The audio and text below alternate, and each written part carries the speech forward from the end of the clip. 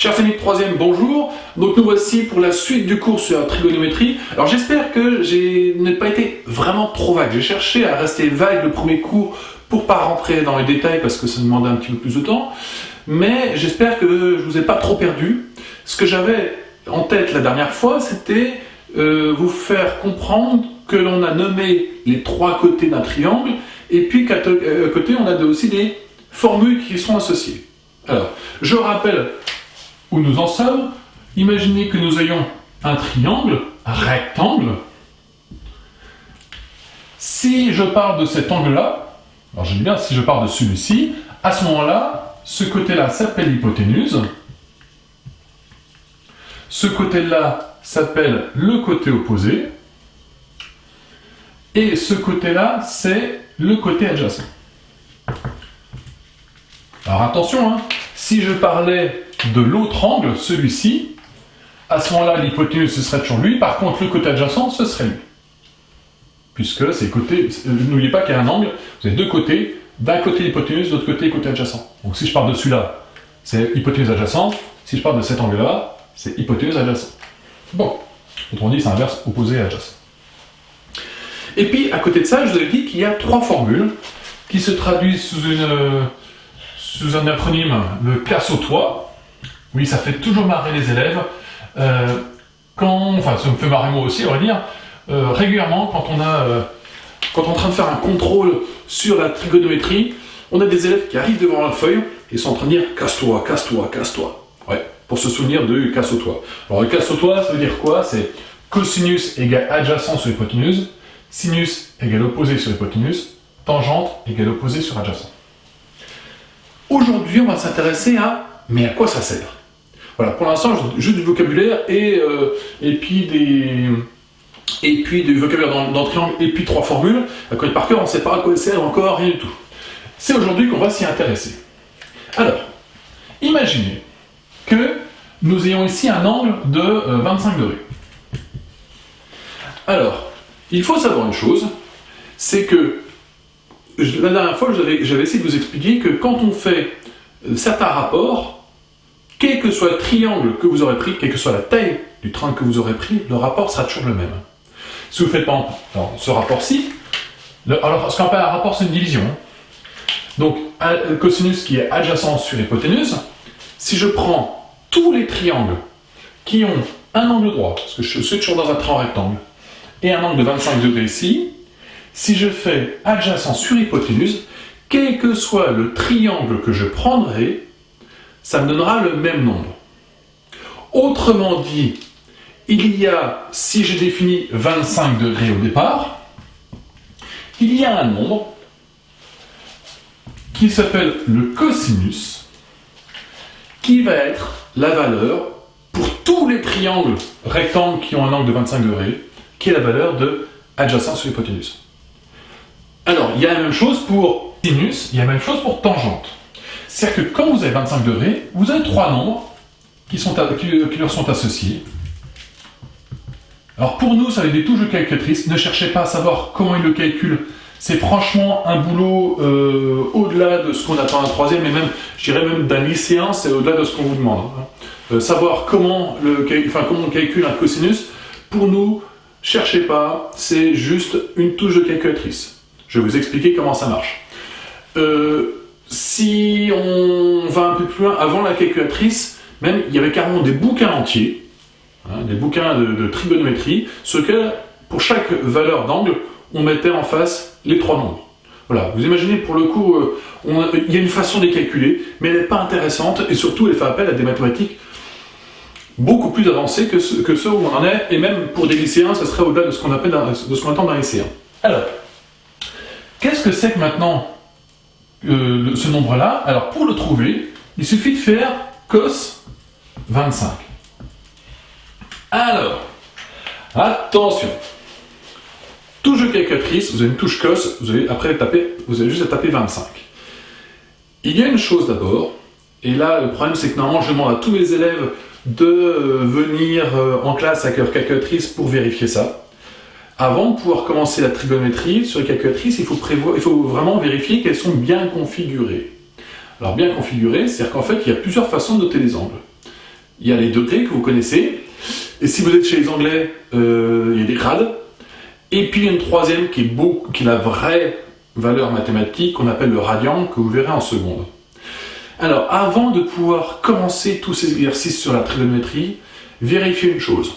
Vous allez, quelle que soit votre calculatrice, taper sur, aller chercher dans les paramètres. Alors, ça s'appelle mode pour les Casio, et puis je suppose setup pour les Texas Instruments. En tout cas, il y a toujours qu'il y a moyen de vérifier les options de calculatrice. C'est peut-être option d'ailleurs. Quand vous allez dans les options, il y a un moment, vous allez voir sans doute qu'il y a sur la même ligne Dug, Rad, Grade. Alors pour certains, il n'y a peut-être pas Grade. Hein. Voilà. Et il faut bien vérifier que c'est celle-ci qui est sélectionnée, que c'est degré, histoire qu'on calcule bien en degrés. Si vous avez des difficultés à savoir, je vous ferai peut-être une vidéo la semaine prochaine pour le match, j'ai pas le temps de la faire là, pas du tout. Donc vérifiez que vous avez bien ça. Une façon de vérifier qui va être très simple, quand vous prenez votre calcul, une fois que vous avez configuré, vous avez essayé de le configurer, vérifiez une chose, c'est que si on vous fait cosinus, non je ne vais pas faire cosinus justement, si vous tapez cosinus 60, vérifiez que ceci fait 0,5 ou 1,5, hein, c'est pareil, 1,5 ou 0,5. Voilà. Vous saurez que vous êtes bien configuré si quand vous faites cosinus 60, ça vous fait 1,5 ou 0,5, c'est maintenant. Voilà. Vérifiez ça avant de pouvoir commencer. Donc, revenons un petit peu à nos moutons et revenons à ici. Quand on a 25 degrés, on a donc trois nombres qui sont associés. Il y en a un, c'est cosinus 25, j'en ai parlé. L'autre, bah, évidemment, c'est sinus 25. Et le troisième, c'est tangente 25. Voilà. Ces trois nombres-là, comme vous pouvez voir d'ailleurs, il y a cette histoire de nom, entre parenthèses, valeur. Autrement dit, ce sont des fonctions. Voilà. Le terme de les fonctions qui sont associées, vous étudierez quand même un petit peu au lycée. Alors, maintenant, revenons à ça. Qu'est-ce que ça veut dire que cosinus 25? Si je prends un triangle qui a 25 degrés ici et un triangle rectangle, à ce moment-là, je sais que, alors cosinus c'est adjacent sur hypoténuse, je sais que ça sur ça, ça fera toujours la valeur que j'ai là. Je ne sais pas comment le faire, regardez, tapez sur la calculatrice, cosinus 25, la calculatrice va vous répondre, va vous donner une valeur. Maintenant, regardez ce qui va se passer. Imaginez que nous connaissions, par exemple, cette longueur-là. Donc cette longueur-là, on imagine qu'elle vaut 15. Et que je m'intéresse à cette valeur-là. Donc je rappelle, j'ai un triangle rectangle, j'ai un angle, j'ai une longueur, et j'en cherche une deuxième. Première question qu'on va se poser, c'est quelle est la formule qui relie ce côté-là à celui-ci? C'était l'exercice que vous aviez la dernière fois. Eh bien, ça s'appelle côté adjacent, on en a déjà parlé. Ça s'appelle hypoténuse, on en a déjà parlé. Quelle formule fait intervenir adjacent et hypoténuse? Ben, ça, c'est cosinus égale adjacent sur hypoténuse. Hein. Souvenez-vous que ça s'écrit à chaque fois comme ça. Donc, cosinus égale adjacent sur hypoténuse. Donc, la formule qui fait intervenir adjacent et hypoténuse, c'est cosinus. Partons de là. Maintenant, qu'est-ce que j'en conclus dans... Alors, je vais mettre des lettres. Hein. Qu'est-ce que j'en conclus dans mon triangle? Ben, je sais que cosinus de mon angle, celui-là, cosinus de... Alors, il s'appelle quand BAC, c'est égal à adjacent sur l'hypoténuse. Donc, c'est égal à AB sur AC. Bon, très bien. Bon, on va tourner les valeurs. Hein. Cosinus 25, c'est égal à AB. Ah, bah, je l'ai, ça fait 15. Et AC, eh bien lui, je ne l'ai pas. Donc, je me retrouve avec ça. Maintenant, souvenez-vous d'une chose, c'est que je vous ai dit que la calculatrice, elle, ce nombre-là, elle le connaît. C'est une touche de calculatrice. Hein. Tapez cosinus 25, c'est un nombre que la calculatrice vous donne. J'ai cette valeur-là. J'ai cette valeur-là. comment puis-je trouver celui-ci? Ben, j'ai tout en fait, hein. J'ai tout.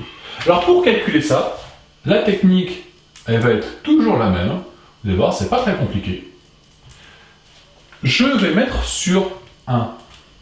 Oui, je rappelle que divisé par 1, ça ne change rien. Et maintenant, on se retrouve à... On cherche ça, on connaît ça, on connaît ça, on connaît ça. Et donc, on peut calculer. C'est ce qu'on appelle un produit en croix. Souvenez-vous que les produits en croix, ils marchent avec les fractions égales. Donc, pour trouver cette longueur-là, donc AC, j'ai juste à faire un produit en croix, 15 fois 1, 15, sur cosinus 25. Vous tapez ceci sur votre calculatrice, la calculatrice va vous donner le résultat. Alors, vous pouvez, si vous êtes gêné par le trait de fraction, hein, on va faire un divisé, c'est pareil. Hein. Voilà. Je sais que certains, les traits de fraction posent problème, donc je vais mettre sous cet ordre-là. Donc, si je cherche cette longueur-là, qu'on me donne l'angle et qu'on me donne ce côté-là, voici la démarche à suivre, et AC, j'ai sa valeur. Il suffit juste de taper sur la calculatrice. Maintenant, alors, je suis toujours dans le même cas, j'ai un trait en rectangle, j'ai un angle, j'ai une longueur, je cherche une deuxième longueur.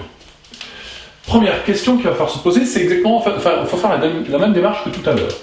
Première chose, c'est comment s'appellent les deux côtés, celui que j'ai et celui que je cherche. Alors, mon angle, il est ici, donc le côté que j'ai en face ici s'appelle l'opposé, et le côté que j'ai ici, donc je rappelle, ça c'est hypoténuse, donc ça c'est côté adjacent.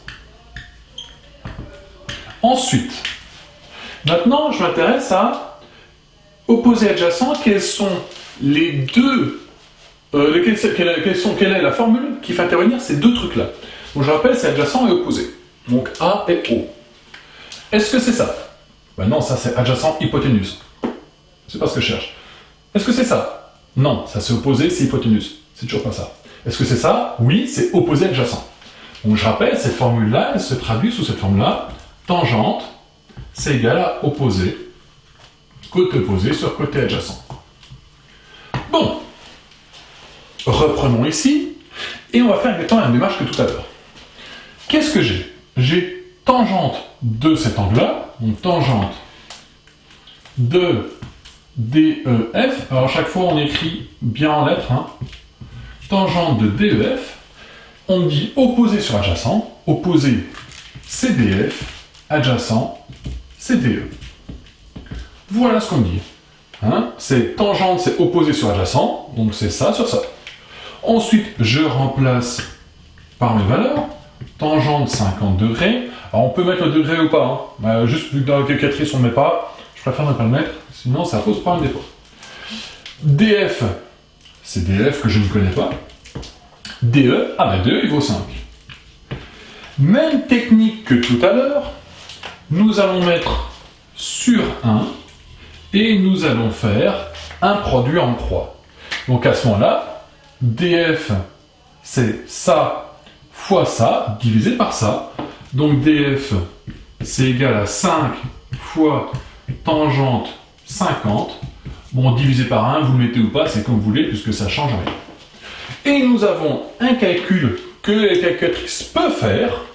Il suffit de taper sur cette calculatrice 50 fois tangente 50 divisé par 1. Alors faites bien attention, juste quand vous tapez ceci, pensez à bien fermer la parenthèse, que souvent, là ça ne posera pas de problème, mais souvent la calculatrice va vous planter en oubliant de fermer la parenthèse derrière la valeur du degré, la valeur de l'angle. Donc pensez bien à chaque fois à fermer la parenthèse. Et puis si vous tapez ceci, et ben, la calculatrice va vous donner la valeur du dernier côté. Donc, on résume. Quand on a un trait en rectangle, un angle et une longueur, on peut calculer n'importe quel autre côté. Alors pour cela, on va chercher déjà quel côté j'ai, quel côté je cherche. Une fois que j'ai ça, je regarde quelle formule m'intéresse, quelle formule fait intervenir les deux. J'écris la formule en lettres au départ, puis je remplace par les valeurs, et je finis par un produit en croix, et on obtient le côté que l'on veut. Voilà, donc maintenant, plus qu'à s'entraîner. N'hésitez pas à revoir plusieurs fois cette vidéo si besoin. On va se donner 2 ou 3 cours pour s'entraîner à ces trucs-là. On ira de plus en plus loin. Et puis moi, je vous dis à lundi. Bossez bien, à lundi.